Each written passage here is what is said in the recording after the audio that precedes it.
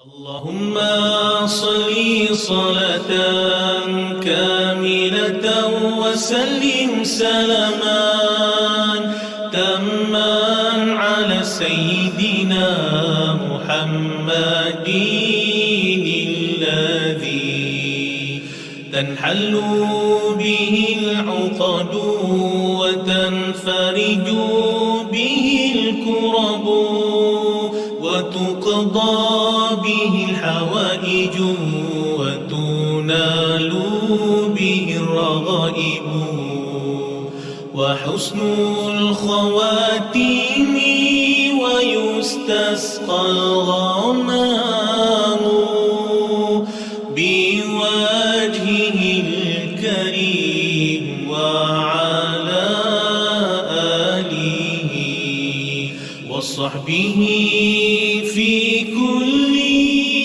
لمحة ونفس بعدد كل معلوم لك.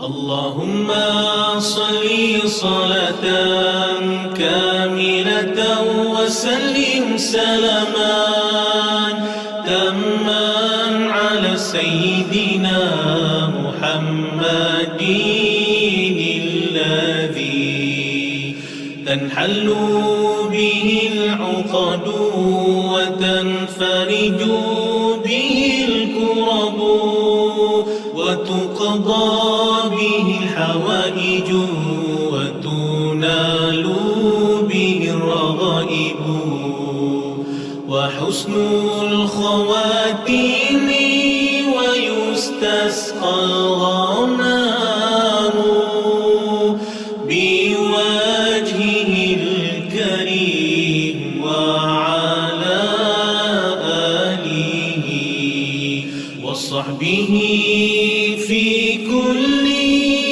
لمحة ونفس بعدد كل معلوم لك.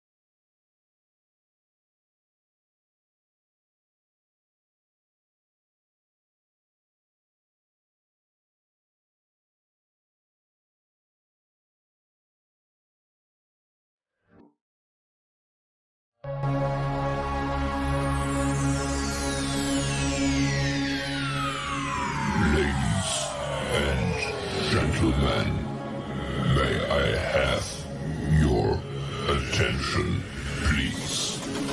The show starts in 10, 9, 8, 7, 6, 5,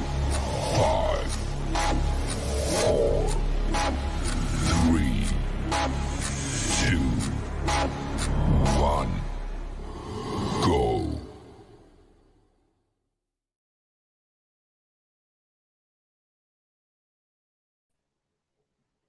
Assalamualaikum warahmatullahi ta'ala wabarakatuh. Bismillahirrahmanirrahim. Alhamdulillahi rabbil alamin. Wassalatu wassalamu ala ashrafil anbiya'i wal mursalin. Wa ala alihi wa sahbihi ajmain. Subhanaka la ilma lana illa ma 'allamtana innaka antal alimul hakim. Wala haula wala quwwata illa billahil aliyil azim. Hasbunallah wa ni'mal wakil, ni'mal maula wa ni'man nasir.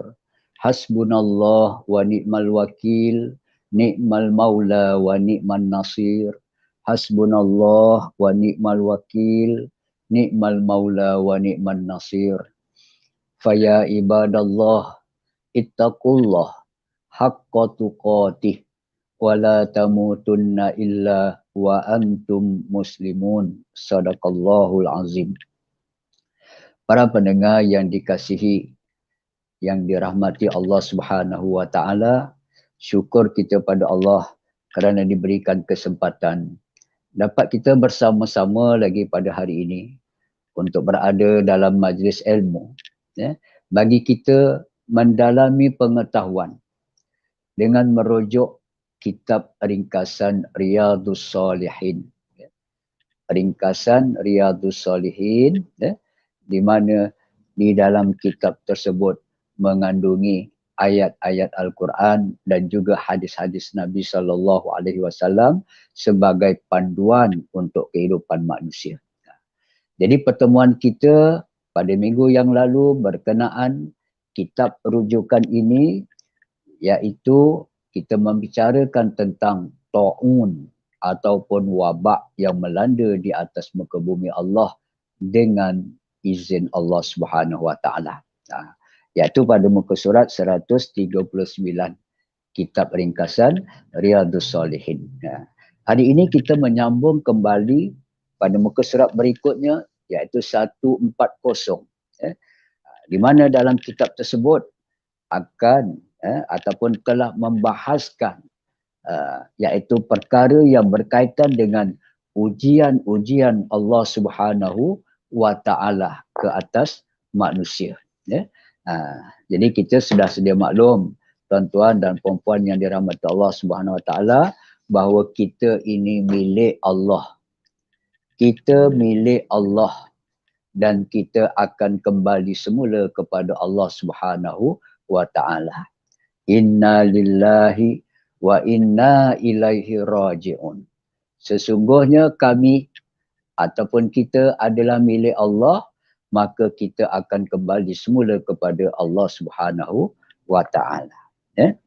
Jadi kita yakin bahawa dalam kehidupan di dunia ini yang tidak lama, yang dijanjikan oleh Rasulullah sebagai formulanya, kana umru ummati baina sittin aw sab'in.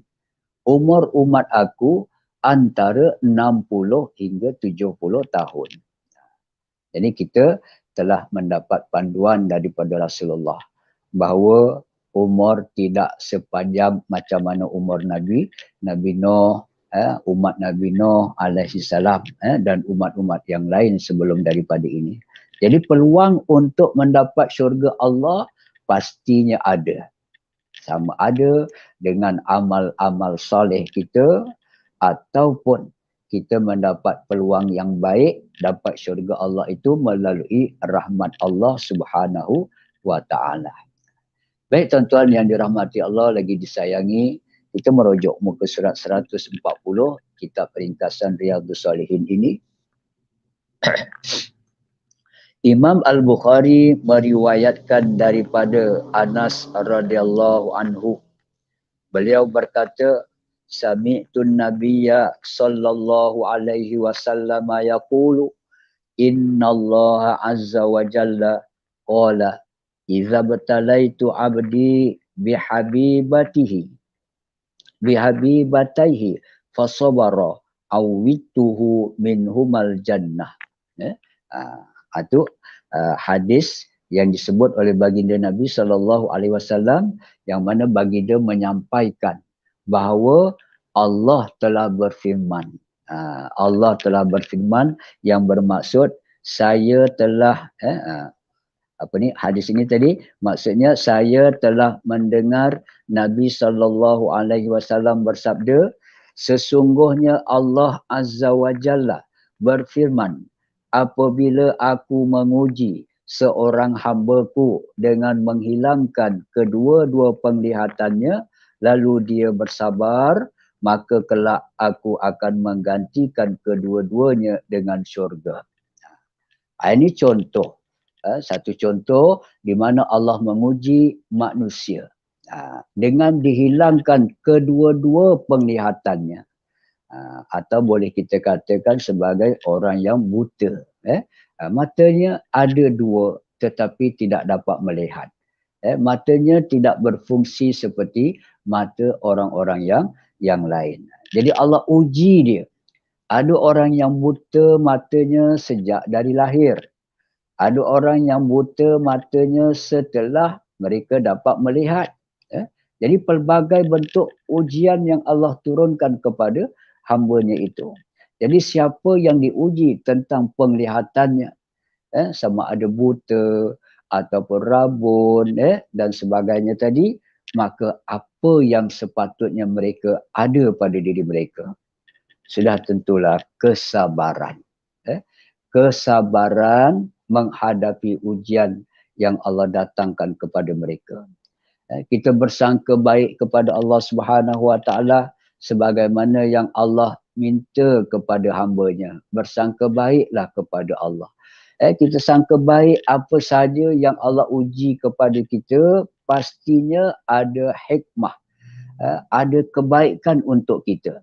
Sama ada kebaikan itu Allah beri ketika kita hidup di dunia ataupun Allah berikan kebaikan itu di akhirat nanti. Jadi pastinya paling tidak kita katakan tuan-tuan dan puan-puan, orang yang diuji dengan kebutaan ataupun penglihatannya hilang, paling tidak kita kata matanya tadi tidak melakukan dosa dan maksiat.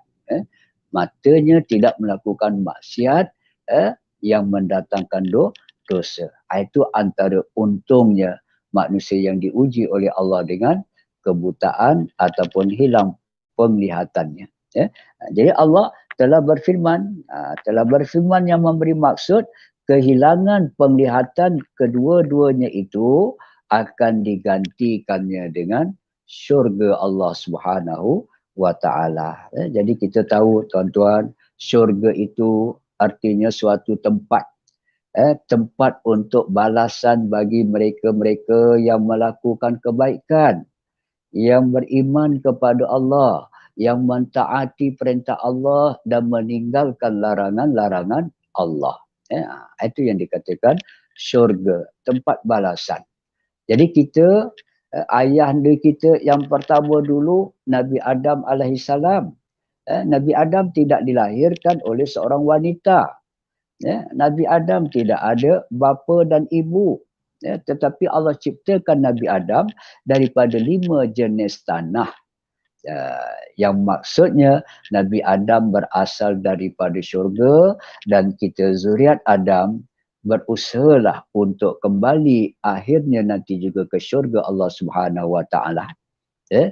Bagaimana kita nak dapat syurga Allah Subhanahu Wa Taala? Maka banyak caranya untuk dapatkan syurga. Antaranya kita pegang dengan ayat Allah Subhanahu Wa Taala melalui lisan Ibrahim alaihissalam, di mana kata Nabi Ibrahim, wala tamutunna illa wa antum muslimun. Jangan kamu mati kecuali kamu berpegang dengan ajaran Islam. Itu yang ada disebut di dalam Al-Quran. Artinya satu daripada cara untuk kita dapat syurga Allah ialah kita mati dalam keimanan. Kita mati dalam keadaan kita beragama Islam.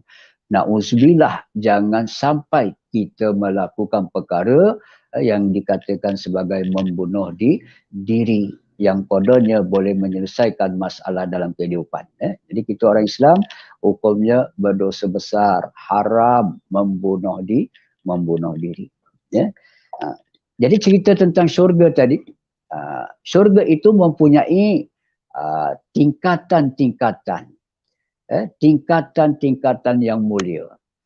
Satu daripada syurga itu dikatakan oleh baginda Nabi SAW, syurga yang berbentuk cermin. Penghuni syurga itu boleh melihat apa yang berlaku di luar syurga dan makhluk yang di luar syurga dapat melihat apa yang dilakukan oleh penghuni syurga. Syurga yang bercermin. Dalam satu hadis Nabi SAW, bila Nabi menyatakan ada syurga yang bercermin ini, lalu sahabat bertanya, untuk siapakah syurga itu wahai Rasulullah? Maka baginda menyebutkan, liman tobal kalam, untuk orang yang baik ucapannya, orang yang baik percakapannya. Ya. Yang kedua, untuk orang yang mengucapkan salam. Yang ketiga, untuk orang yang memberi makan kepada fakir miskin. Dan yang keempat, untuk orang yang bangun malam, berqiyamul lail, beribadah kepada Allah Subhanahu wa taala. Itulah antara sedikit gambaran level syurga yang Allah sediakan untuk mereka-mereka yang beriman kepada Allah dan menghiasi kehidupan mereka dengan perintah-perintah Allah, dengan ucapan yang baik, dengan amal-amal yang baik serta beribadah kepada Allah Subhanahu wa taala. Jadi para hadirin, para pendengar yang dirahmati Allah, untuk masuk syurga Allah ini, maka di sana ada istilah yang dikatakan miftahul jannah, anak syurga, anak pintu ataupun kunci untuk mendapat syurga Allah. Jadi syurga ni tadi dinyatakan terdapat banyak kunci nak masuk syurga melalui pintu itu, pintu ini, melalui pintu sedekah, melalui pintu puasa dan sebagainya. Jadi banyak anak kunci syurga yang dinamakan miftahul jannah. Jadi dalam pembacaan kita di dalam kitab-kitab para ulama, dinyatakan di situ lebih daripada 70 anak kunci syurga. Nak masuk syurga yang mana satu, ada lebih 70 anak kuncinya yang dikatakan miftahul jannah. Jadi antara anak kuncinya itu, yang pertama ialah ucapan syahadataini. Pengakuan beriman kepada Allah, beriman kepada rasul-rasul yang diutuskan oleh Allah. Melalui ucapan syahadataini yang disebutkan asyhadu an la ilaha illallah wa asyhadu anna muhammadar rasulullah. Yang artinya aku naik saksi ataupun aku bersaksi bahawa tiada Tuhan yang layak disembah kecuali Allah, dan aku bersaksi bahawa Nabi Muhammad itu pesuruh Allah.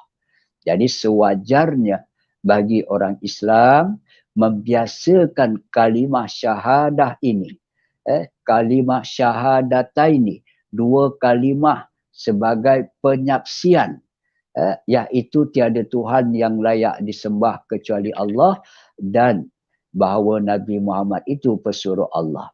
Jadi sayugia kita membaca kalimah syahadah ini dan kita memahami akan maksudnya. Fahamkan maksudnya untuk menambah keyakinan kita, keimanan kita kepada dua perkara asas, iaitu menjadi saksi bahawa tiada Tuhan lain yang layak disembah kecuali Allah dan menjadi saksi bahawa Nabi Muhammad itu pesuruh Allah. Itu anak kunci, antara anak kunci untuk masuk syurga Allah, iaitu mengucap dua kalimah syahadah yang menggambarkan orang yang mengucap dua kalimah syahadah itu, maka ia adalah seorang Islam. Jadi sama ada dia pernah melakukan maksiat, sama ada dosa kecil ataupun dosa besar, Allah akan ampunkan. Allah akan ampunkan dosanya. Pertama, dengan amal-amal yang baik yang kita lakukan kerana Allah, maka akan dihapuskan dosa-dosa kita. Yang kedua, dengan kita mengingati Allah Subhanahu wa taala melalui zikir-zikir kepada Allah, dengan selawat-selawat Nabi, dengan amalan-amalan zikir-zikir yang lain, insya-Allah amal-amal soleh itu akan menyebabkan kita dapat syurga Allah Subhanahu Wa Taala kerana kita beramal dalam keadaan kita orang Islam. Jadi bila kita orang Islam, maka mudah Allah ampunkan dosa kita. Yang Allah tak ampunkan ialah dosa orang-orang kafir seandainya sampai kematian mereka tetap dengan kekafirannya. Tapi kalau di saat akhir mereka hendak meninggal dunia, mereka sempat mengucap 2 kalimah syahadah atau sekurangnya la ilaha illallah Muhammadur Rasulullah, maka layak untuk dia dapat syurga Allah Subhanahu Wa Taala. Ini yang dikatakan si fulan dapat syurga dengan rahmat Allah Subhanahu Wa Taala. Dengan sebab dapat mengucap 2 kalimah syahadah tadi, dia jadi orang Islam, maka layaklah untuk dapat syurga. Tapi kalau dia orang Islam yang waktu kehidupannya melakukan perintah-perintah Allah, tapi sayang di akhir-akhir kehidupannya tadi menjadi murtad dengan sebab ucapannya atau dengan sebab perbuatannya, wal-yazbillah, maka segala amal baiknya, amal soleh yang dilakukannya ketika hidup, semuanya tadi tidak diterima oleh Allah Subhanahu Wa Taala kerana mereka bukan orang yang beriman. Jadi jagalah iman kita, Islam kita. Pesan daripada Nabi Ibrahim AS yang disebutkan dalam Al-Quran, wala tamutunna illa wa antum muslimun. Jadi para pendengar, itu anak kunci syurga yang pertama, iaitu ucapan 2 kalimah syahadah.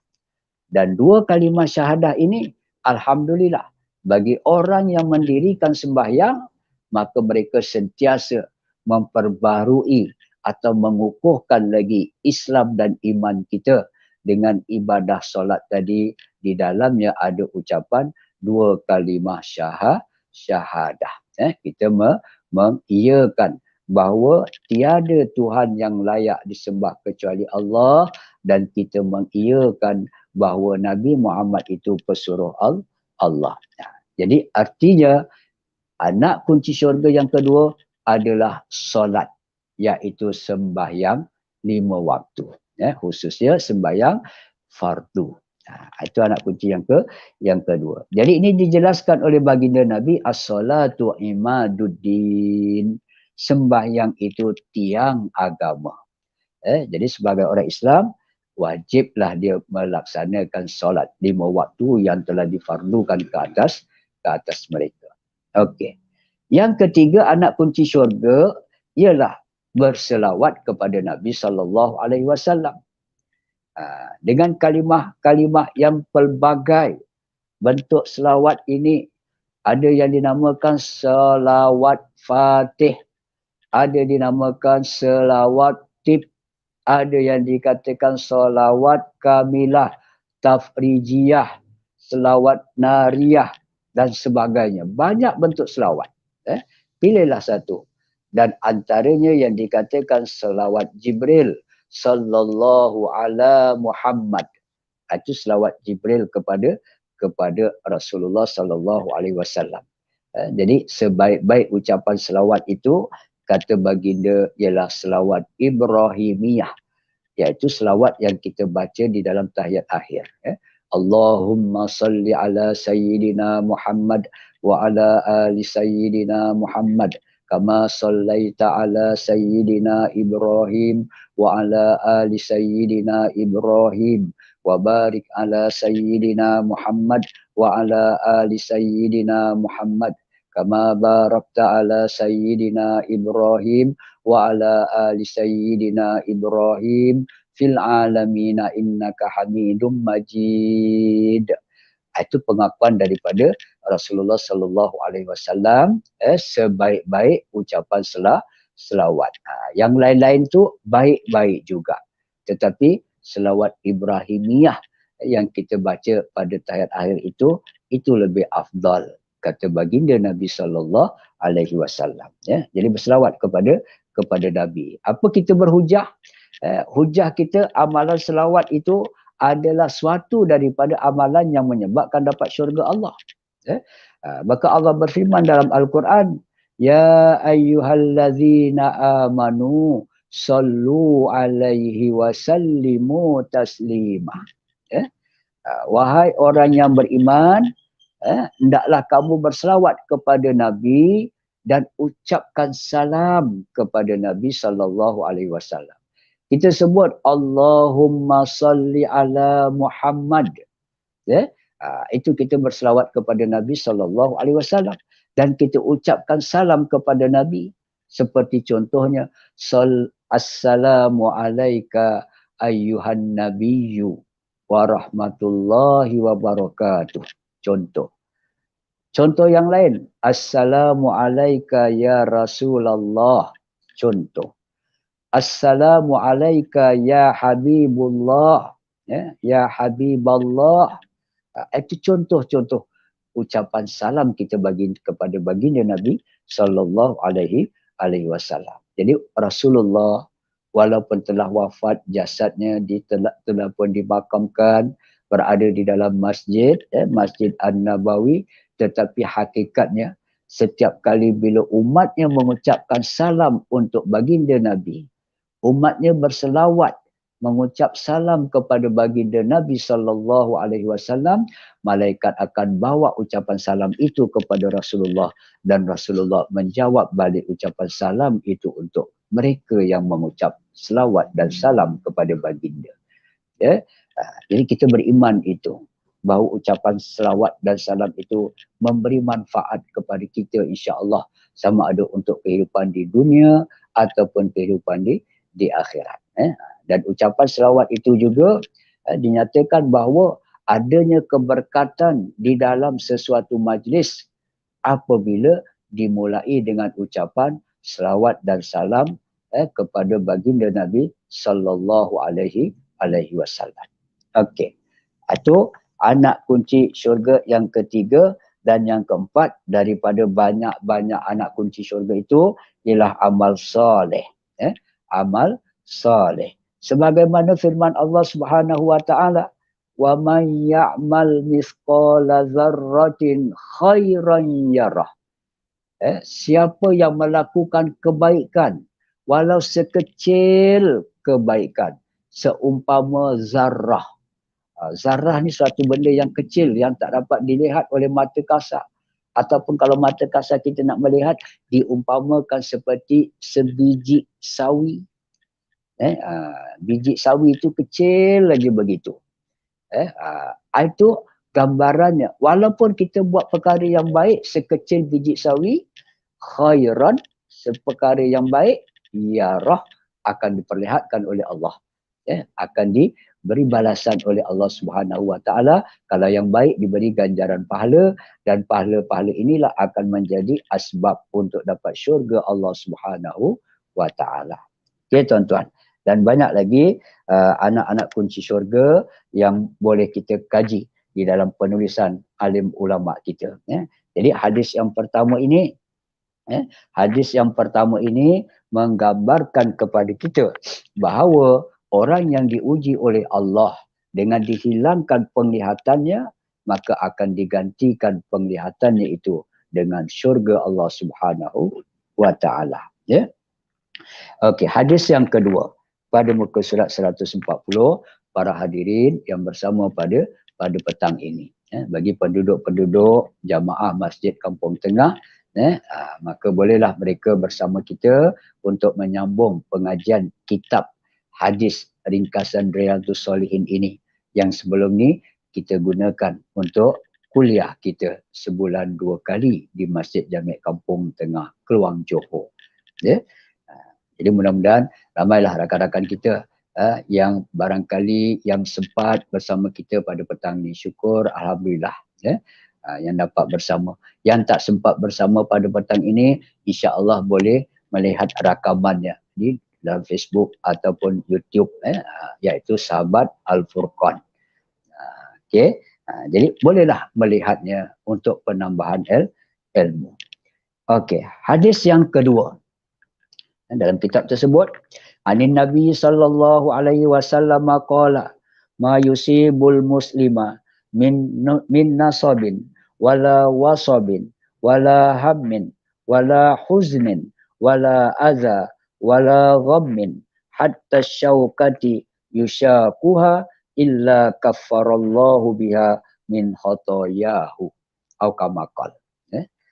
Yang maksudnya daripada Nabi sallallahu alaihi wasallam, baginda bersabda, tiada sesuatu pun yang menimpa diri seorang mukmin berupa keletihan, rasa sakit, penyakit berterusan, kesedihan gangguan, kesusahan maupun duri yang menusuknya, melainkan Allah akan menghapuskan dosa-dosanya melalui musibah tersebut. Jadi di sini kita dapat melihat 3 bentuk ujian yang Allah turunkan kepada manusia. 3, 4, 5, 6, 7. Ada 7 bentuk ujian yang Allah beri kepada manusia. Dan bukannya setiap manusia itu, setiap orang itu mengenai 7 bentuk ini, tidak. Jadi yang pertama, Allah uji manusia itu dengan keletihan. Letih. Nak buat ibadah, letih. Dulu waktu muda, waktu ada kekuatan, kita tak rajin beribadah dengan sungguh-sungguh. Umpama kalau sembahyang 5 waktu tadi, kalau sembahyang subuhnya 2 rakaat, 2 minit saja diambil untuk sembahyang. Zuhurnya 4 rakaat, 4 minit saja. Maghribnya 3 rakaat, 3 minit. Isyaknya 4 rakaat, 4 minit. Jumlah keseluruhannya 17 minit jumlah sembahyangnya. Dulu waktu dia waktu muda. Tenaga ada. Tetapi tidak melakukan ibadah dengan secukupnya, dengan sebaiknya. Bila dah pencen, bila sudah tidak memegang jawatan, waktu itu kita kata peluang masa yang banyak, tapi bagi dia tak dapat juga peluang. Letih rasa badan. Letih rasa badan. Orang lain boleh berselawat kepada Nabi 500 kali. Tempoh lebih kurang 45 minit. Ataupun 1 jam. Kita nak buat 500 kali Allahu Akbar. Tak dapat tak duduk dalam satu tempoh 45 minit untuk berselawat kepada Nabi. Bayangkan keletihan yang Allah uji. Tapi kalau daripada muda dulu, kita sudah ada info-info untuk beramal soleh, dan kita dapat melaksanakannya, mendidik jiwa kita, mendidik Qarin kita, sahabat kita yang hampir yang bernama Qarin, kita bersama dalam melakukan ibadah, maka Alhamdulillah, di saat pencen masih ada kekuatan. Allah bagi nikmat. Itu namanya nikmat kekuatan. Tapi kadang Allah uji dengan keletihan. Allahu Akbar. Nak solat tarawih 20 rakaat pun dah tak dapat macam dulu dah. Ujian. Letih sangat nak beribadah. Letih. Itu ujian yang pertama. Ujian yang kedua, rasa sakit. Rasa sakit. Sakit kaki, kena gaut, sakit kaki, bengkak umpamanya. Banyak asid yang tak diperlukan.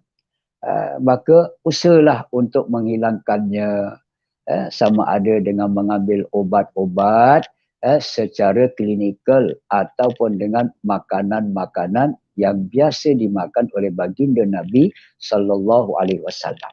Itu dinamakan makanan sunnah, dengan madunya, dengan habbatus saudanya, ataupun dengan makan-makan daun-daun, pucuk-pucuk, ulam-ulam yang Allah ciptakan di atas muka bumi Allah ini. Jadi tak semestinya kita mendapatkan obat daripada hospital sahaja. Sebab kita yakin setiap penyakit itu ada obatnya. Kalau sakit, buang-buang air besar umpamanya, cirit-birit umpamanya. Kita diajar oleh mak kita dulu, orang tua-tua kita, ambil daun yang muda, daun jambu. Daun jambu batu ke, daun jambu bol ke, yang muda tu, yang lembut, ambil, kunyah, makan. Ataupun buatkan TO pekat tanpa gula, minum TO pekat itu. Itu sebagai ikhtiar. Alhamdulillah Allah izinkan sembuh sakit cirit-birit kita. Itu tadi. Jadi sakit ini Allah uji kepada manusia. Lalu kita pun mengambil inisiatif untuk merawatinya. Yang ketiga, bentuk ujian yang merupakan penyakit yang berterusan. Penyakit yang berterusan. Jadi banyak penyakit-penyakit. Si Fulan tu kena penyakit berterusan. Kata dia, alah dah terkena penyakit ni memang doktor pun dah kata tak ada ubatnya. Jadi kita sebagai orang yang beriman kepada Allah, beriman kepada ucapan Rasulullah, likul lida indawa, setiap penyakit ada obatnya. Maka kena belajar, cari obatnya. Kalau tak dapat obat secara fizikal dengan makanan atau minuman, barangkali kita boleh merawat diri kita, penyakit kita tadi dengan rawatan rohani. Kalau dalam ayat Al-Quran itu banyak ayat-ayat yang dikatakan menjadi penawar. Bagaimana Allah Subhanahu Wa Taala pun menyatakan, wa nunazzilu minal Qur'ani ma huwa shifaa'un wa rahmatul lil mu'minin. Sebahagian daripada ayat-ayat Al-Quran itu adalah menjadi penawar bagi penyakit, sama ada penyakit fizikal atau penyakit spiritual, penyakit rohani yang kita tak nampak. Penyakit fizikal ni kita nampaklah tuan-tuan, sakit mata, sakit telinga, sakit perut, tapi penyakit rohani yang kita tak nampak tadi, iaitu sifat-sifat mazmumah, sifat-sifat yang hina, cepat marah, lepas tu berkekalan marahnya, tak mudah nak hilang, sifat sombong, sifat sanggup melakukan kezaliman kepada orang lain, menyeksa orang lain, menyeksa haiwan dan umpamanya, hasad dengki kepada orang lain, sifat tamak, sifat kedekut. Itu contoh-contoh penyakit dalaman manusia yang boleh dirawati juga dengan ayat-ayat Al-Quran. Contoh kalau kita sakit perut, sakit Allahumma shalli ala Muhammad, sakit kepala umpamanya. Kenapa kita tak mau ikhtiar dengan ayat 19 surah Al-Waqi'ah? Ayat 19 surah Al-Waqi'ah. La yusadda'una anha wa la yunzifun. Allah gambarkan dalam Quran. Di syurga nanti manusia minum arak, la yusadda'un. Mereka tidak akan sakit kepala. Wa la yunzifun. Dan mereka tidak akan mabuk. Jadi ayat Quran yang menceritakan tentang nikmat yang ada di syurga nanti, khususnya seperti minum arak tadi. Kalau di dunia minum arak menghilangkan kewarasan akal. Bila akal yang waras sudah hilang, akal tak dapat berfikir dengan baik, maka dia akan melakukan perkara-perkara yang bercanggah dengan ajaran Islam. Sebab itu dalam Islam ini dititik beratkan, jaga akal fikiran. Sebab akal kita lah, kalau kita dapat menggunakan dengan positif, dengan sebaiknya, maka kita kenal Allah. Kita kenal Allah. Sebab itu ada kata-kata yang mengatakan, siapa yang mengenal dirinya sendiri, maka dia akan mengenali Allah Subhanahu Wa Taala. Siapa kenal dirinya, dia akan kenal Allah Subhanahu Wa Taala. Kalau dia mahu berfikir, akal dan hati, kawan baik. Kalau mereka boleh berfikir berdasarkan agama, insya-Allah kedua-duanya selamat.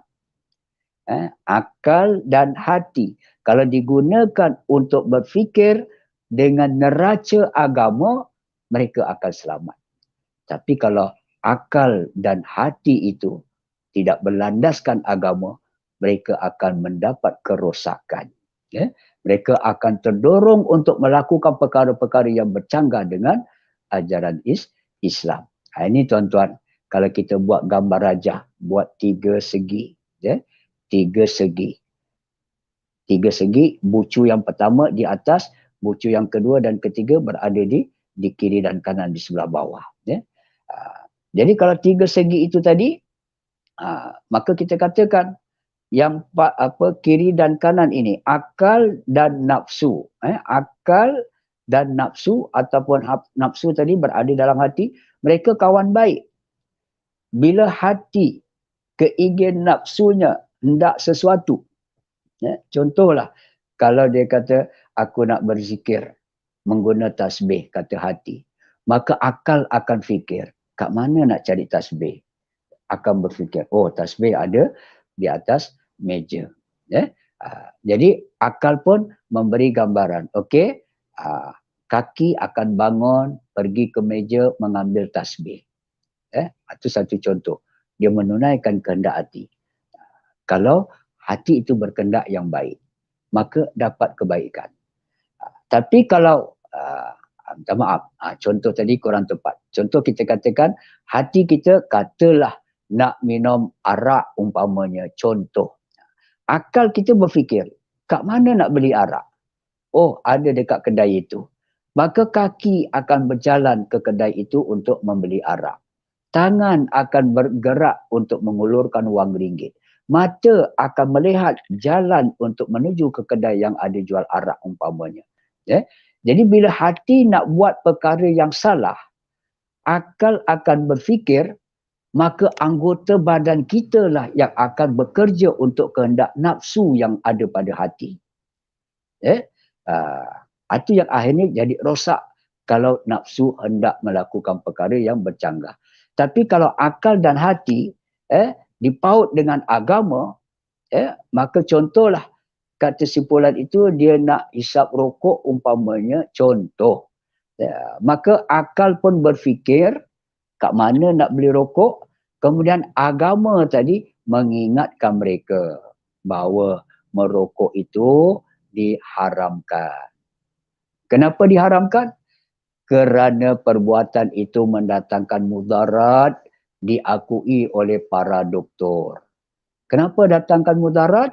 Sebab di dalamnya mengandungi bahan-bahan kimia yang beracun, yang tidak sesuai untuk manusia. Itu satu isu. Kandungan rokok itu mendatangkan mudarat.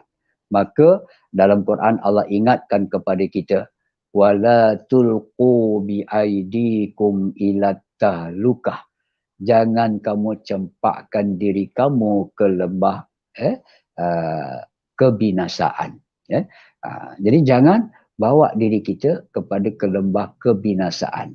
Dan jelas dah kalau kita lihat dalam pada kotak rokok itu pun ditulis amaran kerajaan Malaysia, merokok membahayakan kesihatan. Tak cukup dengan ayat, gambar lagi keadaan cacat, tak cantiknya jasad manusia akibat merokok. Itu tadi.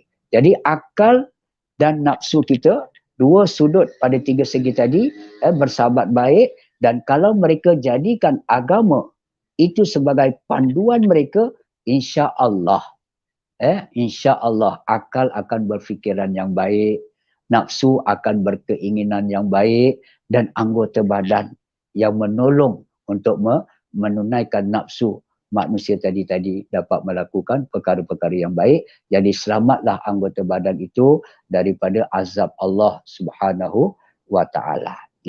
Itu tuan-tuan dikaitkan dengan bentuk penyakit yang Allah sediakan kepada manusia tadi.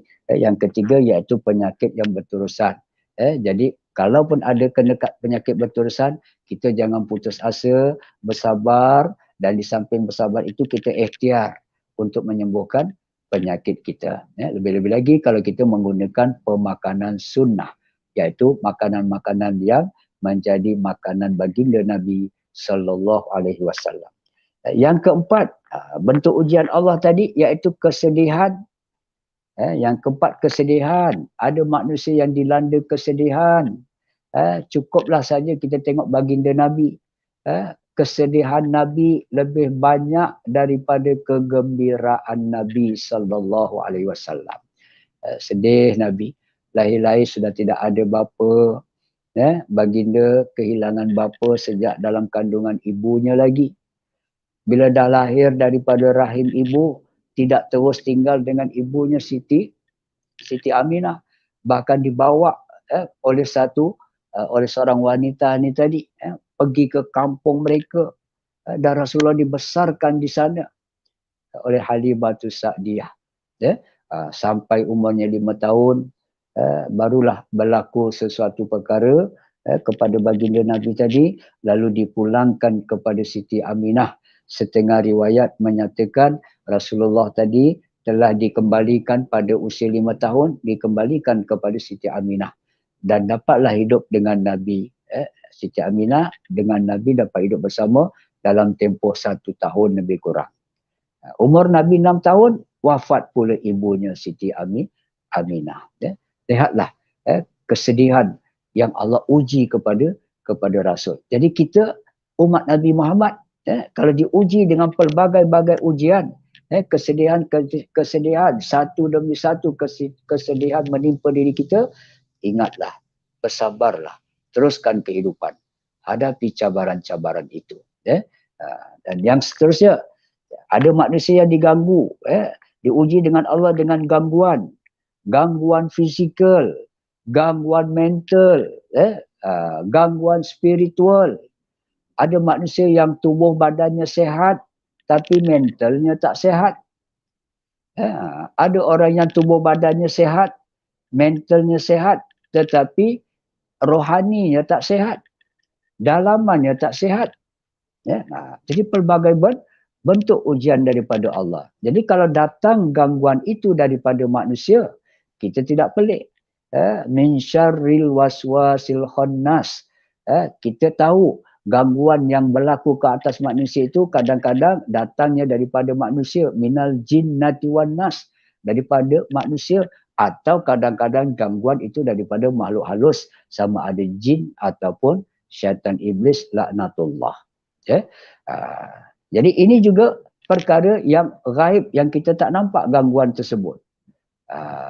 Rasa kaki ni sakit, nak berjalan payah, seolah-olah dipakaikan gelang selebar 4 inci dan gelang kaki itu mencengkam bahagian kaki sehingga merasakan susah nak bergerak.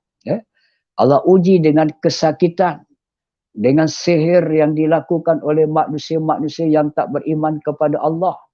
Mereka hasad dengki dengan kejayaan umat Islam yang lain, maka sanggup mereka melakukan perkara-perkara yang ada kaitannya dengan makhluk halus. Yang dikatakan ada gangguan. Jadi Nabi sendiri, tuan-tuan, baginda Nabi SAW pernah disihir. Walaupun Nabi itu tidak ada dosa, kekasih Allah, tapi Allah uji dengan sihir yang mengenai diri baginda Nabi. Sampaikan, Allah memberikan panduan melalui malaikat Jibril, pendekkan cerita bahawa malaikat Jibril membawa 3 surah. Surah Ikhlas, surah Al-Falaq dan surah An-Nas. Itu adalah antara surah yang digalakkan untuk dibaca apabila menghadapi gangguan sihir. Diturunkan kepada Jibril untuk disampaikan kepada Rasulullah.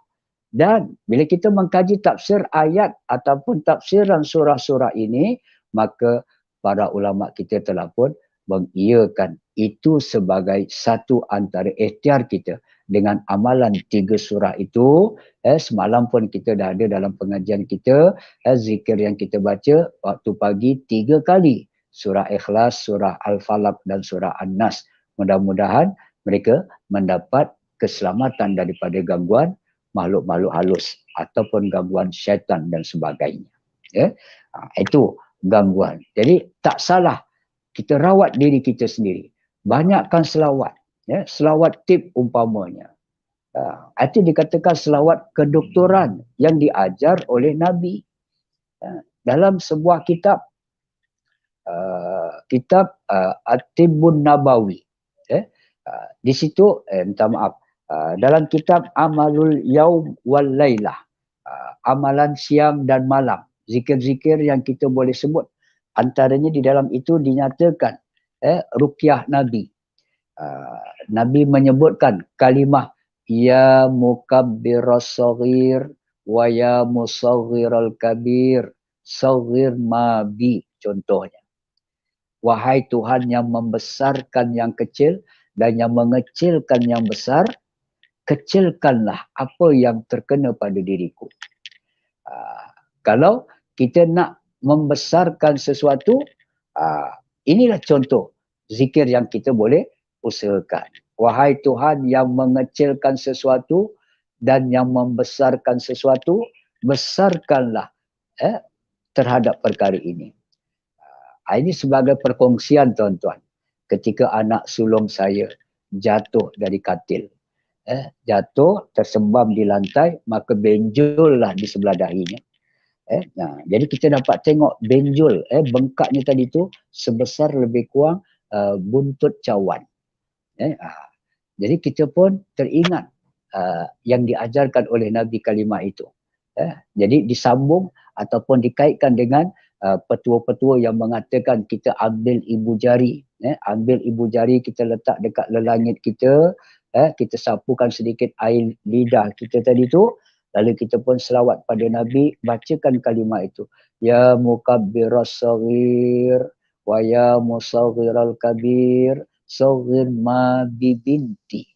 Itu ayat yang saya bacakan.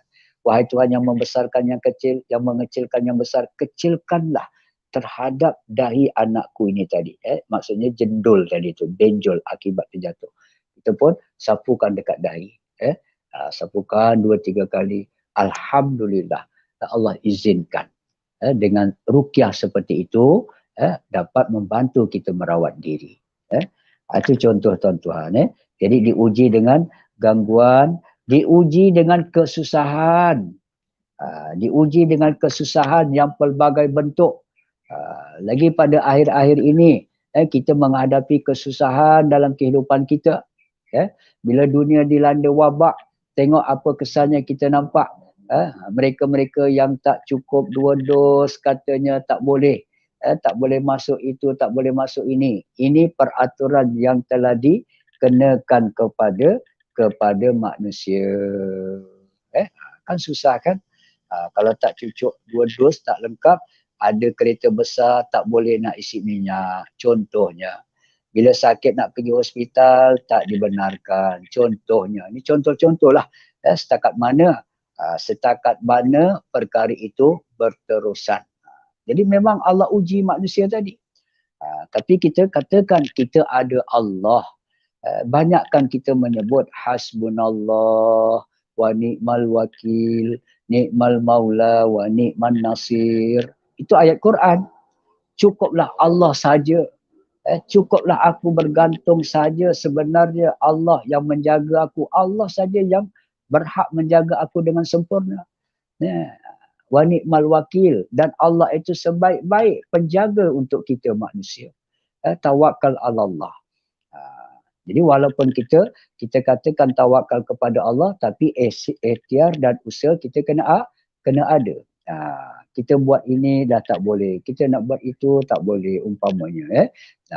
Jadi kita tawakal pada Allah Subhanahu Wa Taala. Ini antara kesusahan akhir zaman ini. Dan bukan sekadar ini saja, kita yakin dunia hampir kepada kiamat. Jadi kesusahan demi kesusahan. Kalau hari ini kesusahannya sekadar satu sudu, akan datang akan menjadi kesusahan itu satu cawan, akan datang akan menjadi satu baldi, dan seterusnya. Kerana dunia hampir kepada hari kiamat. Jadi banyak tanda-tanda hari kiamat dah hampir ini tadi.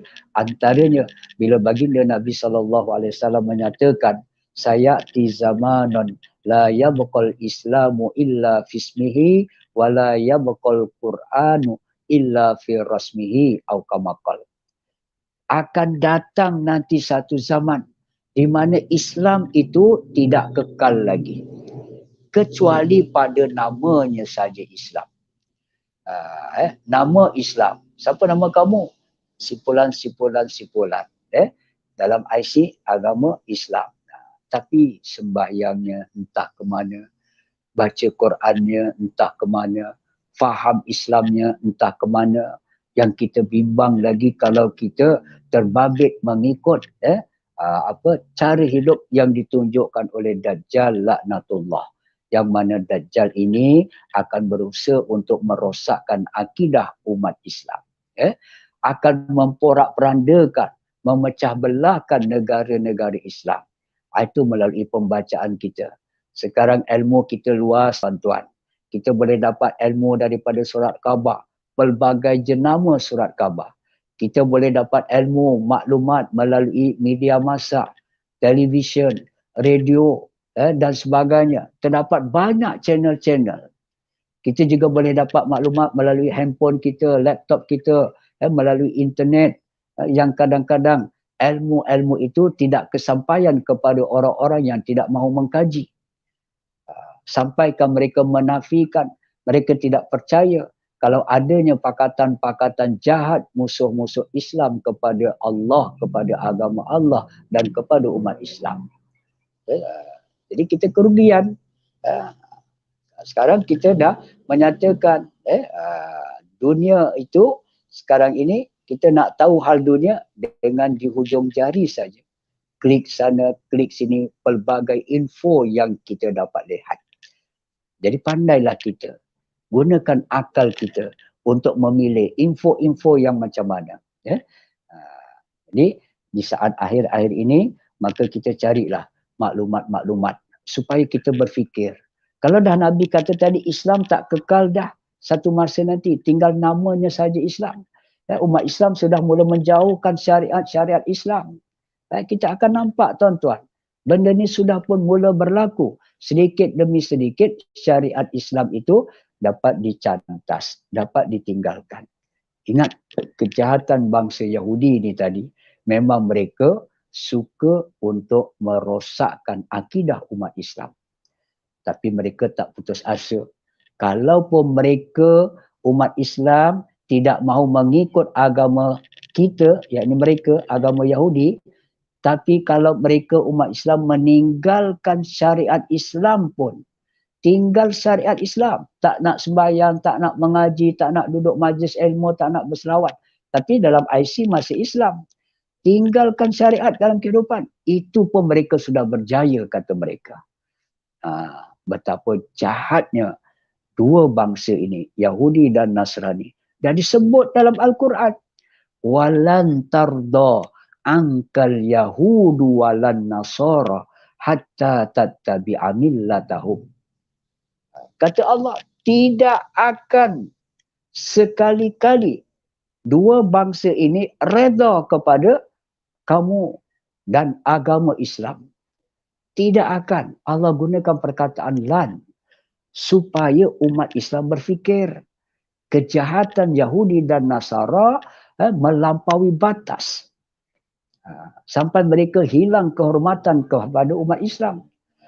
Dalam Burtuqolat As-Sahyuniyah, perancangan orang-orang Yahudi ini tadi, yang sempat kita pelajari di Mesir dulu, ada beberapa perancangan mereka, satu daripadanya, mereka mendakwa bangsa yang lain selain daripada bangsa mereka, ibarat anjing dan babi, dan boleh dilakukan apa saja kezaliman kepada mereka.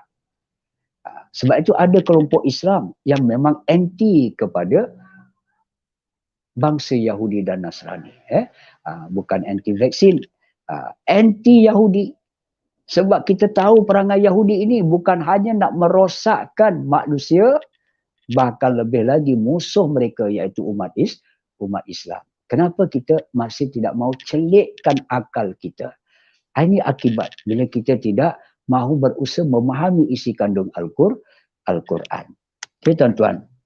Jadi kesusahan demi kesusahan yang akan berlaku dihadapi oleh umat Islam. Jadi kita bertawakal kepada Allah, kuatkan iman dan Islam kita. Banyakkan kalimah-kalimah zikir, umpamanya hasbunallah wa ni'mal wakil, ni'mal maula wa ni'man nasir.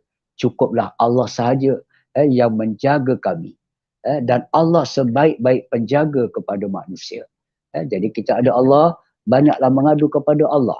Hari ini kita bermuhasabah diri. Ikutilah channel-channel yang boleh membawa kepada ketenangan dan meningkatkan keimanan kita. Ikutilah program-program yang membina keislaman kita. Jangan kita tinggalkan majlis-majlis seperti itu. Bahkan kita masih hebat lagi dengan program-program membina keduniaan kita. Tanpa tidak diselaraskan dengan agama Islam kita. Jadi beruntunglah bila Allah menyatakan qad aflaha man zakkaha wa qad khaba man dassaha. Beruntunglah orang yang dapat membersihkan dirinya, membersihkan jiwanya daripada sebarang kecacatan agama, kecacatan dari segi ibadah, kecacatan dari segi akhlak, dan yang paling utama selamat, dapat mengelakkan kecacatan daripada keimanan kepada Allah Subhanahu wa taala. Udkhulu fis silmi kaffah. Masuklah kamu di dalam Islam secara keseluruhan. udkhulu fi ibadi wadkhulu jannati. Jadi orang yang membersihkan jiwanya, fizikalnya menuju kepada Allah dengan amal-amal soleh, dengan kemantapan, kemahiran pengajian Islamnya, maka Allah akan menjemput mereka. Udkhulu fi ibadi. Masuklah kamu ke dalam kumpulan hamba-hambaku, fadkhuli jannati. Masuklah ke syurgaku. Ya? Tetapi Allah mengingatkan juga, wa qad khaba man dassaha. Dan rugilah mereka yang mengotori jiwa mereka. Mereka yang mengotori fizikal mereka dengan perbuatan maksiat. Mengotori jiwa mereka dengan titik-titik dosa akibat perbuatan maksiat mereka. Yang akhirnya menggelapkan hati mereka, maka hati gelap sukar mendapat hidayah Allah. Sukar mendapat taufik dan hidayah Allah. Bila hidayah Allah tidak dapat dipancar, tidak dapat diterima oleh hati kita, maka hati berat untuk melakukan ibadah kepada Allah. Bahkan akan cenderung kepada perkara yang bercanggah dengan Islam. Ya? Jadi dan yang terakhir tuan-tuan, sebagai penutup untuk tajuk ini, sebelum kita pergi ke tajuk yang baru akan datang, iaitu tentang perkara yang berkaitan dengan Al-Quran. Jadi hadis Nabi yang terakhir, qala Rasulullah, yang terakhir dalam kitab ni lah. Qala Rasulullah sallallahu alaihi wasallam, man yuridillahu bihi khairan yusib minhu. Yang maksudnya, sesiapa yang Allah kehendaki kebaikan ke atasnya, nescaya Allah akan mengujinya. Ini dijelaskan oleh baginda Nabi. Siapa yang Allah kehendaki, maka Allah pilihlah sesiapa yang Allah kehendaki. Allah kehendaki si fulan diuji dengan kekuatan, kekerapan, maka Allah akan pilih. Siapa yang Allah pilih dia tak pernah diuji, kehidupannya nikmat semata-mata, itu juga Allah Maha berkuasa. Ya, tetapi jelas siapa yang diuji oleh Allah, itu artinya Allah masih sayang kepada mereka. Allah uji dengan penyakit barangkali kerana maksiatnya terlalu banyak. Supaya dia kembali kepada Allah, bertaubat, bersabar, beristighfar dan sebagainya. Jadi pastilah tuan-tuan, kita katakan orang yang banyak diuji oleh Allah, kita bersangka baik kepada Allah, ada hikmahnya yang kadang-kadang kita belum mengetahui lagi. Buktinya kita tengok baginda Nabi SAW, kekasih Allah, daripada kecil lagi baginda telah diuji, sampailah dalam kehidupan mereka, kehidupan baginda sehingga umur 63 tahun. Banyak ujian yang diturunkan kepada Rasulullah, lebih-lebih lagi dalam usahanya berdakwah. Bagaimana kita tuan-tuan para hadirin sekalian, jadi ingatlah, berdasarkan ilmu kita terhadap hadis Nabi, berdasarkan ilmu kita terhadap maksud ayat Quran, hidup kita pasti akan diuji. Sebagaimana Allah nyatakan, وَلَنَبْلُوَنَّكُمْ بِشَيْءٍ مِّنَ الْخَوْفِ وَالْجُوعِ وَنَقْصٍ مِّنَ الْأَمْوَالِ وَالْأَنْفُسِ وَالثَّمَرَاتِ وَبَشِّرِ الصَّابِرِينَ. Allah uji manusia dengan pelbagai bentuk, dan akhirnya kata Allah, وَبَشِّرِ الصَّابِرِينَ. Sampaikan berita baik untuk orang-orang yang sabar menghadapi ujian Allah. Apa berita yang baik itu? Yaitu kejayaan mendapat syurga Allah Subhanahu wa ta'ala. Setakat itu saja petang ini tuan-tuan. Lebih kurang 1 jam kita telah bersiaran. Tahniah kepada tuan-tuan yang dapat melapangkan masa di saat ini. Ataupun yang tidak berkesempatan, tahniah juga yang dapat melihat kepada siaran rakaman yang telah dibuat melalui FB dan juga YouTube. Lebih-lebih lagi melalui YouTube channel Sahabat Al-Furqan. Carilah saya di sana, insya-Allah. Terima kasih kepada Encik Fahmi bin Ayub yang membantu dalam penyiaran saya beberapa kali dalam usaha dakwah ini. Insya-Allah ada kebaikannya kepada kita semua, lebih-lebih lagi yang dapat bersama pada petang ini, dan kepada saudara Fahmi, mudah-mudahan kita semua selamat daripada wabak dan dijauhi musibah yang tidak mampu kita menghadapinya. Sekian, wabillahi taufiq wal hidayah. Wassalamualaikum warahmatullahi wabarakatuh.